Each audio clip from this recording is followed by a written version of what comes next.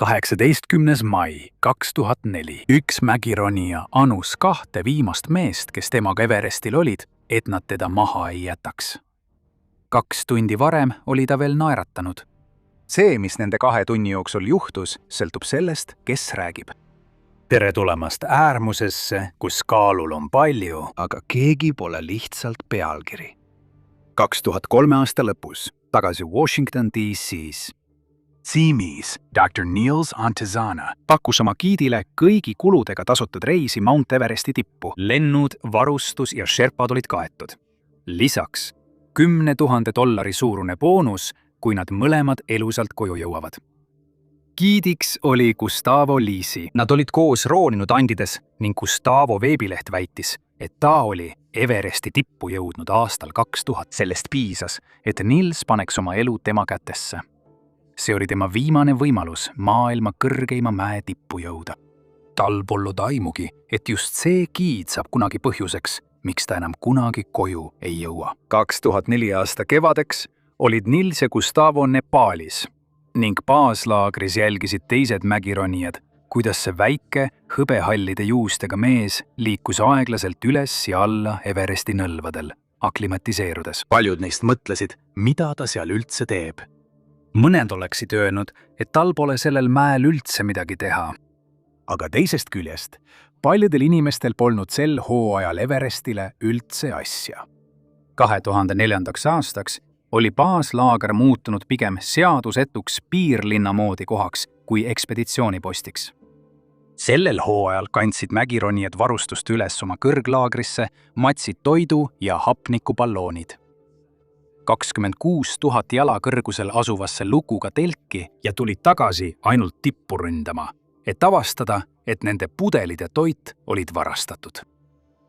Mäe teisel küljel peksis üks ekspeditsiooni juht omaenda naise laagris teadvusetuks, samal ajal kui tema meeskond vaatas pealt ega teinud midagi. Politseid polnud. Polnud ühtegi reeglit, millele keegi oleks pidanud alluma. 2004 aastal oli Everest koht, kus ainus, mis sind kaitses, oli nende inimeste iseloom, kelle sa endaga kaasa olid võtnud. Seepärast võttis Niels kaasa 3 parimat giidi, keda raha eest sai palgata. 2 kogenud Sherpat, Big Dorji ja Mingma, mõlemad olid varem tipus käinud. Ja tal oli Gustavo, tema giid ja sõber, toeks. Mai keskpaigaks näitasid ilmaprognoosid, et üleval tuul vaibub ja avaneb haruldane ilmaken tippurünnakuks. Niisiis, 2004. aasta 17. mai ööl viimasest laagrist 26 000 jala kõrgusel Nils Antezana pani oma pealambi põlema ja hakkas ronima maailma tippu. Tippu roonimise öö algab umbes kell 10 või 11 õhtul, sest teekond 4. laagrist tippu on 12-tunnine ronimine. Kui kõik läheb hästi, pead sinna jõudma hiljemalt keskhommikuks või varasel pärastlõunal. Ja siis pead peaaegu kohe alla tagasi tulema, sest sul on vaja piisavalt päevavalgust ja piisavalt lisahapnikku allatulekuks alles. Iga kogenud mägironija Himaalajas teab, et tipp on alles poole tee peal. Finišijoon on see telk, kust sa lahkusid. Nils veetis terve öö üles ronides, väga aeglaselt. Üks saabas, üks hingetõmme korraga, samal ajal kui kiiremad meeskonnad temast pimeduses möödusid. Koit saabus, hommik venis edasi. Meeskonnad, kes olid temast varem alustanud, möödusid temast hirmuäratava kiirusega. Aga ta ei kartnud. See oligi täpselt see, milleks ta oli valmistunud. Ja umbes kell 10 hommikul 2004. aasta 18. mail. Nils Antezana kõndis üles viimased 2 sammu üle lume ja seisis Mount Everesti tipul. Ta oli lõpuks selle saavutanud. Nüüd oli ta üks vanimaid inimesi, kes seal kunagi seisnud. Mehelle, kes oli jõudnud oma meditsiinikarjääri absoluutse tippu ja oli just kulutanud varanduse, et aastate pikkusest Himaalajast treenimisest mööda hiilida, maailma tipus seismine pidi tunduma kui ülim kinnitus. Ta oli oma maailmarekordi ostnud ja kavatses seda nautida. Enamik ronijaid veedab seal üleval võib-olla 10 minutit, et teha kiire foto maailma tipus, enne kui alla tulevad, sest seal üleval ei ole piisavalt hapnikku, et inimene ellu jääks, ükskõik kui hästi ettevalmistatud või motiveeritud sa ka poleks. mitte Niels. Nils tegi ühe foto teise järel. Ta nautis vaadet nagu mees hotellirõdul. See 69-aastane mees, kes absoluutselt ei saanud endale lubada, et midagi valesti läheks. Viibis tipus 35 minutit, kulutades oma väga piiratud hapnikku. Ja uskumatul kombel kõrgepalgaline giid, kelle ta kaasa võttis, lihtsalt seisis seal ja lasi tal seda teha. Lõpuks andis Niels Gustavole märku, et on aeg alla minna. Ja alguses nägi laskumine välja täpselt selline, nagu võiks arvata. Gustavo ütles, et ta liikus ettepoole, kontrollides fikseeritud kõisi enne, kui ta end külge kinnitas. Tema järel tuli Niels, laskudes ettevaatlikult sammhaaval alla. 2 Sherpat jäid nende lähedale ja laskusid koos nendega samas aeglases mõõdetud tempos. Ülalpool kadus tipp nende selja taha ja 4. laager oli kohe allpool. Telgid nägid välja nagu kollased täpid lõputu kalju ja lume meretaustal. See paistis olevat piisavalt lähedal, et sinna võiks jõuda võib-olla lõunaks. Aga kusagil üleval, kalju eendise juures, mida kutsutakse lõunatipuks, vähem kui tund aega laskumise algusest, see juhtus. Nilsi parem saabas ei tabanud astet, millele ta tahtis astuda. Keegi ei öelnud veel midagi, sest paanikaks polnud veel põhjust. Võib-olla oli Nils lihtsalt väsinud. Muidugi ta oli. Ta oli just veetnud peaaegu 12 tundi ronides maa kõrgeimasse tippu. Aga nüüd iga paari sammu järel ta peatus, toetus oma keppidele ja tegi läbi hapnikumaski mitu sügavat hingetõmmet. Ja nüüd muutusid need pausid aina pikemaks. Nüüd hakkas tema raskus fikseeritud köiel küljele kalduma, nagu purjus mees, kes ei suuda aru saada, kus on üleval. Big Torgi ja Mingma lähenesid talle mõlemalt poolt. Ja veidi allpool, kui üks neist temaga rääkis, olid vastuses sõnad segamini ja ebaselged. Nad teedsid, mis toimub. Ninsi kolju sees paisus tema aju ja lülitas asju kindlas järjekorras välja. Kõigepealt tasakaal. See oli saabas. Kõne teiseks ja otsustusvõime kolmandaks. Ja pärast otsustusvõimet kõik muu. Mills oli kliiniline patoloog. Ta oli aastakümneid uurinud inimkeha, kuid kui tema aju paisus ja röövis talt koordinatsioonivõime, tema ainus reaktsioon oli toetuda tugevamalt oma keppidele. Ta jätkas kõndimist, just kui tema hääbuv keha oleks vaid väike ebamugavus. Ja siis pöördus ta kõrvale, et küsida Gustavo nõu, sest just sellise olukorra jaoks oli ta hoolikalt valinud pädeva teejuhi, maksnud nende varustuse ja $10,000 suuruse boonuse eest. Et professionaal oleks Nilsu kõrval just sel hetkel, kui tema aju hakkab üles ütlema. Kuid kui ta Big Torgi ja Mingma vaatasid ringi, Gustavo Liisi polnud kusagil näha. Nii tegidki 2 Sherpat giiditööd ja panid Nilsu enda vahele, üks mees kummalgi pool, ning hakkasid teda mäest alla tooma. Meed polnud kogenematud mägironijad, kes lihtsalt andsid endast parima. Big Torgi ja Mingma olid varem Everesti tippu jõudnud. Nad teedsid täpselt, et see, mis temaga juhtus, polnud veel surmav. Aga kõik 3 meest olid surmatsoonis roninud peaaegu terve päeva. Nad olid kurnatud ja iga minut, mis kulus Nilsile abistamiseks, oli veel 1 minut, mil nende enda kehad olid ohus kokku variseda. Aga nad jätkasid aeglaselt ja vaevaliselt ning hämaruse saabudes nad jõudsid sellesse laiemasse kohta, mis oli väikese toa suurune ja asus umbes 27 500 jala kõrgusel, mida mägironijad nimetavad rõduks. Vaatamata nende parimatele pingutustele kogu pärastlõuna jooksul nad suutsid laskuda vaid 1000 vertikaaljalga. 4. laager oli samuti rohkem kui 1000 vertikaaljalga allpool ja sellel astangul ei suutnud Nils enam üldse omal jalal seista. Big Torgi ja Mingma pidid teda siia alla laskma, sest tema jalad olid täiesti läbi.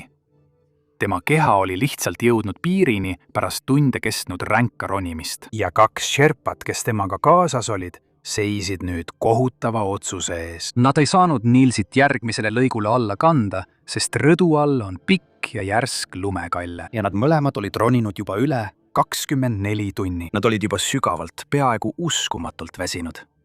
Jääda koos Nilsiga ööseks, lageda taeva all, 40 kraadi juures tähendas ka seda, et sellel astangul oleks 3 keha ühe asemel. Need olid valikud. Kolmandat võimalust polnud, sest mees, kelle töö oli kolmas võimalus luua, polnud kusagil näha. Nii et nad tegid seda, mida nad said teha. Nad istutasid Nilsu püsti lumme, selg vastu nõlva. Nad panid hapnikuballoonid tema kõrvale jää sisse, nii lähedale, et ta käed ulatuksid nendeni. Lootus oli, et puhkus ja hapnik annavad Nilsule piisavalt jõudu, et veel kord püsti tõusta, haarata fikseeritud köiest ja tulla omal jõul mäest alla. Selleks ajaks oli Nilsu aju juba üles ütlemas. Paistetus oleks röövinud temalt enamiku alles jäänud otsustusvõimest. Aga mõned asjad ei vaja täiuslikku selgust. Ta sai aru, mida nad kavatsesid teha. Big Torchi sõnul sirutas Nils käe välja ja haaras neil jalgadest kinni. Siis ütles ta, mägi on minu kodu, ärge jätke mind maha. Hetkeks ei liikunud keegi. Siis astus Mingma vaikselt eemale ja 2 sherpat kinnitasid end uuesti köie külge ning kadusid kogunevasse pimedusse. Nils lihtsalt jäeti sinna, 27 500 jala kõrgusele, üksi oma ambitsiooni hinda maksma. Mingil hetkel 2004. aasta 18. mail. Nils Antesana suri, istudes püstiasendis lumes. Tema keha pole kunagi leitud. Ja siin olekski see lugu pidanud lõppema, sest Everesti laagri võimud ei korralda tegelikult uurimisi. Basslaagris pole politseipunkti. Seal üleval pole mingit kout. Kui mägironija sureb kõrgustes, liigub hooaeg edasi ja rekordiraamat saab 1 rea juurde. Kõrgus, laskumine ja keha ei leitud. Aga järgnenud päevadel üles ja allamäe ronijad pöördusid ikka ja jälle ühe lihtsa küsimuse juurde tagasi. Sama küsimus, mida ilmselt oled endas hoidnud sellest hetkest, kui laskumine algas. Kus oli Gustavo Lisi? Kus oli mees, kelle ainus ülesanne oli oma kliendi juurde jääda? Kas oleks saanud päästekatset teha? Kas mõni teine giid oleks jõudnud temani enne öö saabumist? Ainus viis sellele vastata oli küsida seda mehelt endalt. Ja see, mida ta ütles, oli meistriklass keerutamises.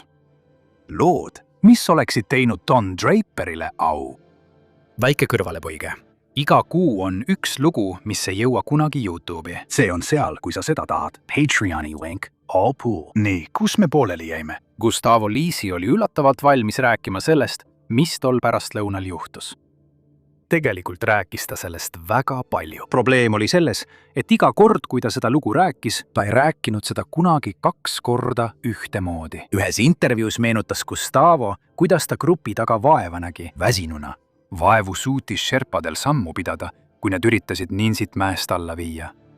Teises intervjuus ta ütles, et mäletab, kuidas ta oli ees ja kiirustas 4. laagrisse, et rada ette valmistama. Mõnikord näis, et ta kaotas jõu juba varakult. Mõnikord, aga palju hiljem. Isegi see hetk, mil ta Nilsist lahku läks, muutus iga jutustusega. Ükski neist versioonidest ei kõlanud võimatuna. Iga üks neist oli omaette usutav. Alles siis, kui mägironijad panid lood kõrvuti, tulid lüngad ilmsiks. Aga see ei ole automaatselt millegi tõend, sest kõik teavad, et üle 8200 meetri kõrgusel on su mälu väga halb tunnistaja. Iga mees sellel harjal oli olnud üleval rohkem kui 24 tundi, hingates iga sekund õhku, milles oli vaevu 1/3 sellest hapnikust, mida aju tavaliselt saab.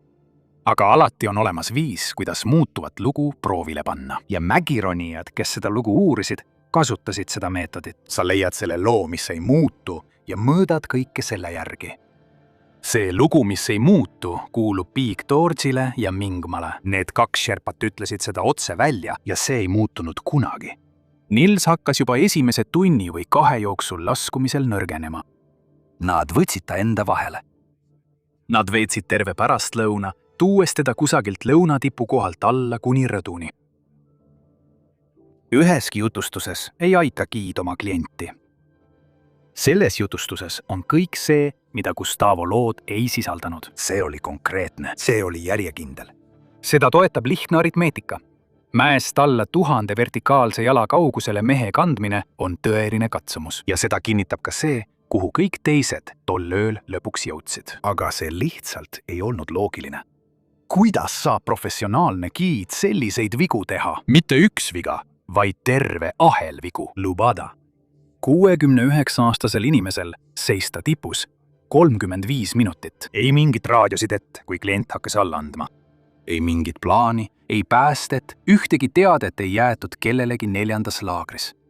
Need ei ole jõupuudused. Need on teadmiste puudujäägid. Sellised asjad, mida isegi tavalised mehed lihtsalt teavad. Oota nüüd korraks.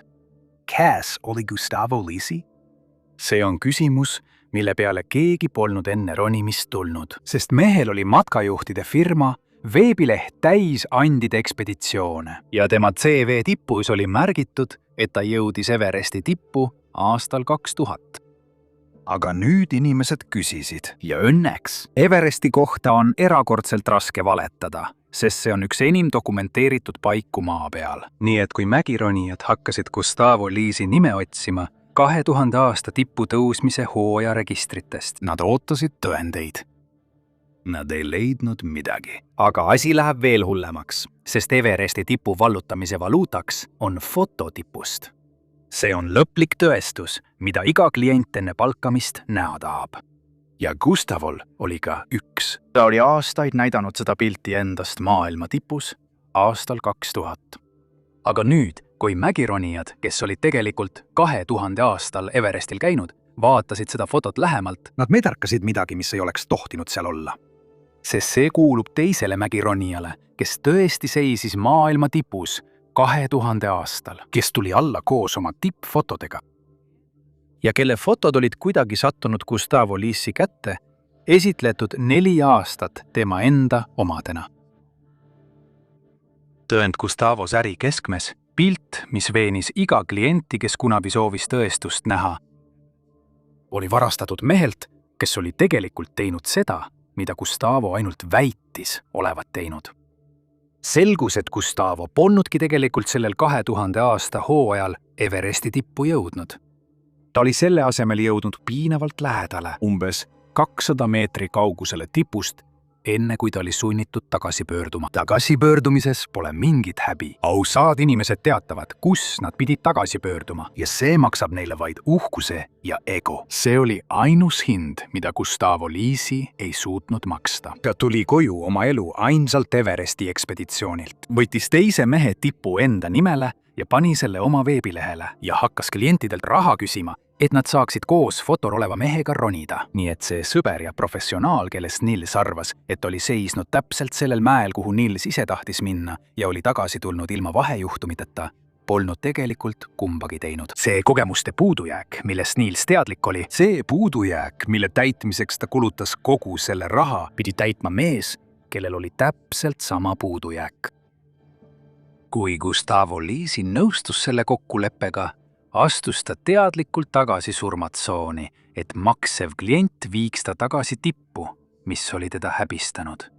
Ja Nilsil polnud sellest aimugi. Ta arvas, et ostab kogemust, mis korvaks tema vanusest tulenevaid puudujääke. Selle asemel andis ta enese teadmata oma elu kellegi kätte, kes oli selle kogemuse rajanud valele. Kas see mõjutas tema otsuseid, mida ta tol päeval seal üleval tegi? Sellele saab tõeliselt vastata ainult Gustavo Lisi. Kas sa suudad ette kujutada, millist ego selleks vaja on? Aga peaaegu uskumatult, peaaegu võimatult, see läheb veel hullemaks. Sest arva, mida Gustavo tegi pärast seda, kui ta tol 2004. aasta 18. mai ööl mäest alla tuli ja jõudis 4. laagri telkideni, samal ajal kui tema klient istus veel 1000 jalga kõrgemal lumes. Ta läks magama. Ja olgem tema vastu ausad, Gustavo tuli sealt mäest alla tõeliselt halvas seisus. Tema enda jõud rauges kuskil tee peal. Ja tema sõnul tabas väsimus teda nii tugevalt, et ta vaevu suutis edasi liikuda. Ta ütles, et jõudis 4. laagri telkideni hilja õhtul, umbes kell 23:00 täiesti kurnatuna. Ja meest, kes on sellises seisundis tol ööl, võib andeks anda, kui ta vajub magamiskotti. Surmatsoon kurnab kõik ära. Võib-olla polnud temast tõesti enam midagi alles. Aga uni kosutab. Aga teave, mis Gustavol oli, ei oodanud, kuni keegi ärkab. Ta oli ainus inimene 4. laagris, kes teadis, et tema, 69-aastane klient, oli endiselt seal üleval, pole veel ohust väljas. Ja tema ümber lõunakurus olid teiste ekspeditsioonide telgid, kus olid täis hapnikuballoonid.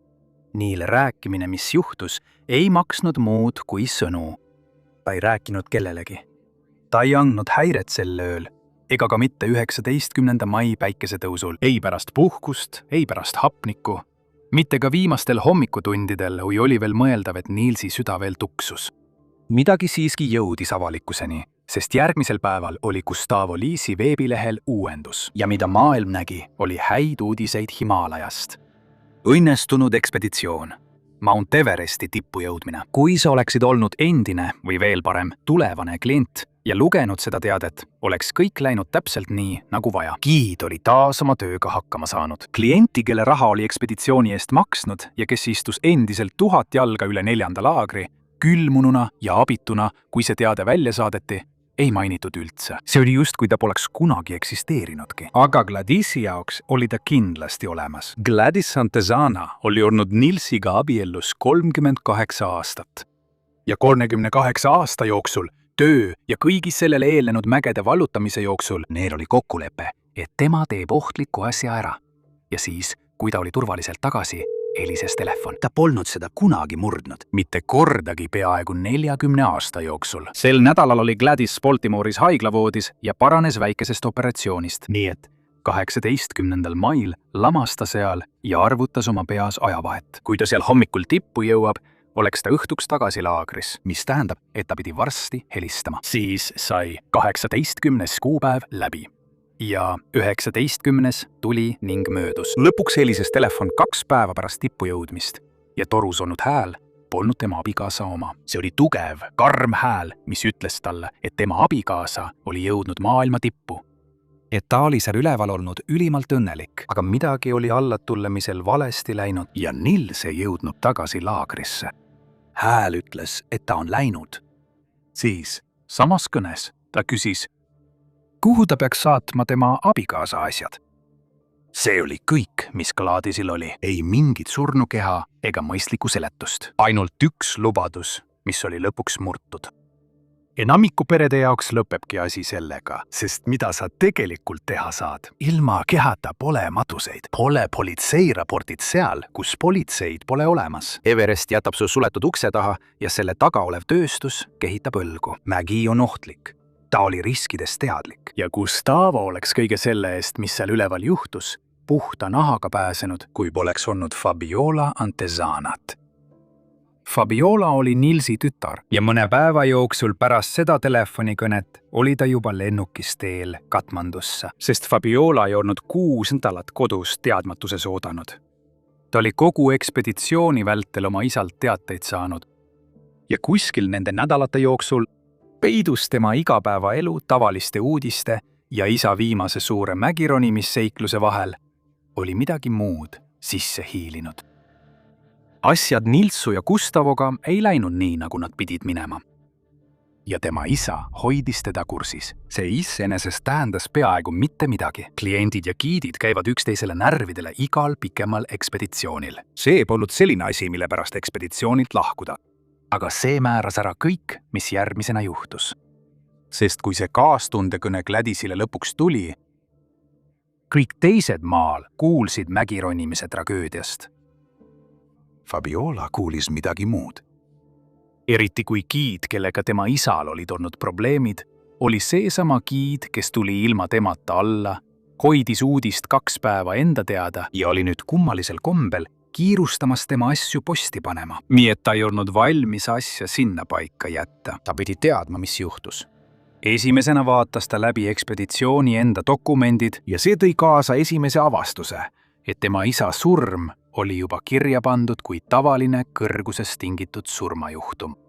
Ühtegi uurimist ei alustatud ega plaanitud. Nepaali valitsus oli Nils Antezanaga ühel pool juba enne, kui tema tütre lennuk maandus. Nii pöördus ta hoopis inimeste poole. Ta hakkas üles otsima kõiki, kes sel hooajal mäel olid olnud. Aga hooaeg oli läbi ja tunnistajad hajusid tosinasse riiki. Ja need, kellega ta ühendust sai, olid seal ülesmäel karjääri teinud. Karjäärid, mis ei jää ellu, kui tunnistada giidide vastu. Inimesed olid viisakad ja väga kurvad tema kaotuse pärast, kuid nad ütlesid väga vähe peale Sherpa jutu ja Gustavo muutuvate lugude. Kuid isegi siis, kui Katmandus kõik vihjed otsa said, viis ta oma küsimused ajakirjanike ja uurijateni mägironijate kogukonnas, saates sõnumi teise järel kõigile, kellel oli võimalus uurida. Ja see töötas. Mägironijad, kes olid mäel olnud, hakkasid ametlikult Gustavo kohta märkmeid võrdlema. Kogukond uuris tema tausta ja kõik, mida sa varem selles videos teada said, tühi 2000 aasta hooaeg. Varastatud foto.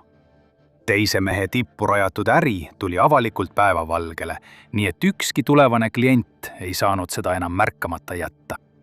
Washington Posti reporter veetis kuid, taastades ekspeditsiooni tund tunnilt.